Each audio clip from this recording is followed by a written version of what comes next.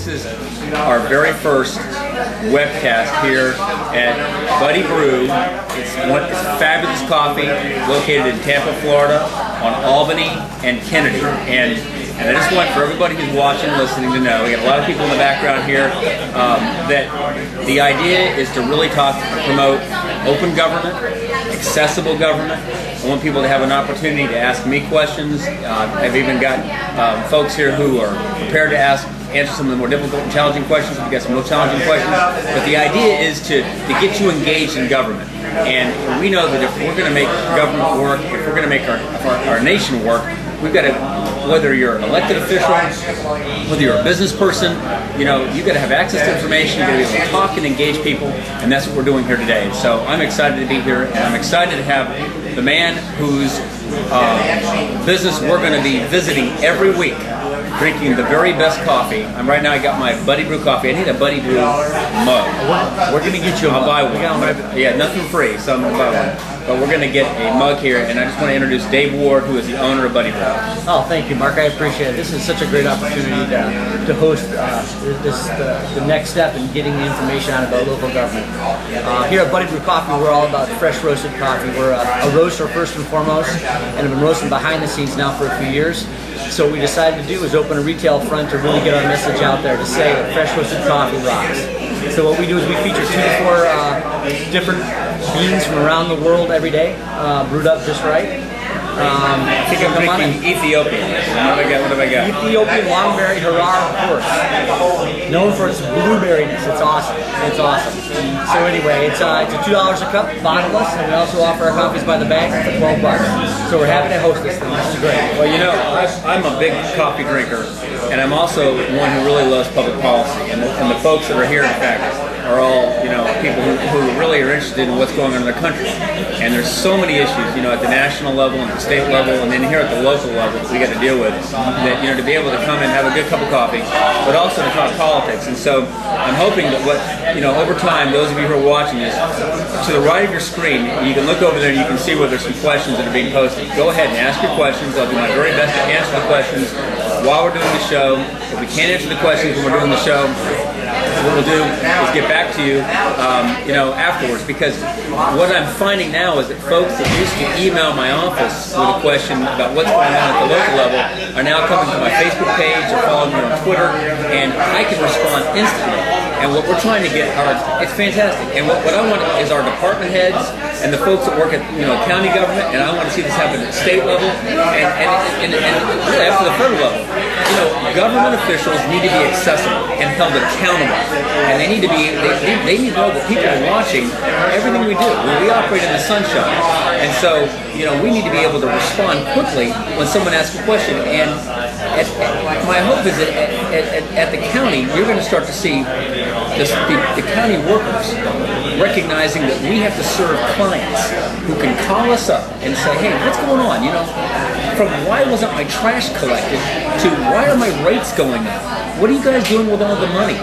What about these roads? Who's filling the potholes? Basic questions. And as we we learn more about how our government works, I think it's going to be good. And so the reason we're here is to just make my office, but also government more accessible. And so, again, there's today I chaired the Indigent Healthcare Task Force. The county put together an indigent healthcare plan back in the late 90s. And the reason was we had all these uninsured individuals who were going to the emergency room for their health care coverage. And it was costing the hospitals a lot of money, and that money is being passed off to taxpayers.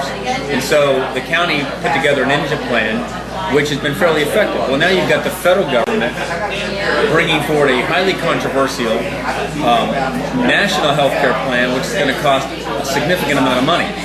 Well, I'm one who is supportive of our local plan because I like to see things handled at the local level.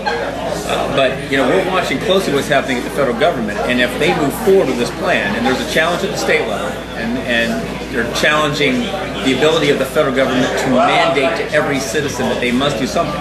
But if that challenge is not successful, we're going to have to look at perhaps scaling back our local program because people are just being taxed too much. They can't afford to pay all the taxes. And you as a business person, I mean, you know what it means to try to, meet the bottom line, cover your costs, and hopefully turn a profit. Right now, I'm loving what you guys are talking about. At the state and local level is where most of this stuff needs to be. The federal government needs to be small. And this governmental expansion is allowing us to put through stuff. So I'm loving what you're talking about. Dave, you made a great point. Because some people say to me, well, Mark, why are you supporting certain things locally? And my response has always been, if we're going to provide a service, I want to see it provided at the local level.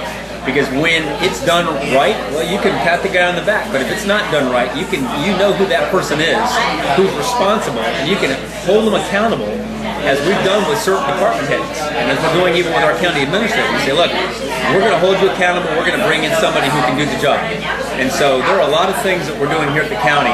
We need to look at our transportation infrastructure. We need to make sure that we've got quality infrastructure to encourage business development, but we're going to do it at an affordable level. And we're not going to talk about that today, but I think there's a way for us to invest in infrastructure and at the same time lower our cost. But we can say to the federal government, we can take care of our needs at the local level. You deal with protecting our borders. How about that one? You protect, make sure that our military can defend our country. You look at what is constitutionally mandated, and then all those things that are not mandated by the Constitution as a federal responsibility, we'll handle at the local level, and we can make smart local decisions. I've also got, you can't see him behind the screen, but Jordan Rayner, and Kelso and a number of other people here who are going to be helping us as we move forward on this very important project, an opportunity to communicate with you and answer questions. I see someone here saying unbelievable crowd, and we do have a great crowd for this very first coffee. This is kind of a test. I mean, we're drinking a lot of coffee, but we'll be here Thursdays, Fridays. We'll do it Fridays and in the morning. And as you can look back behind us, you can see, a lot of coffee drinkers enjoying their fresh, buddy brewed coffee, and we're just having a great time.